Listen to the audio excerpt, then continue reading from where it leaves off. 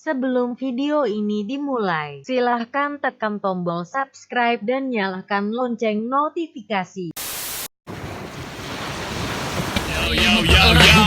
Kotaku terkenal sampai internasional, penduduk nasional penuh dengan tradisi.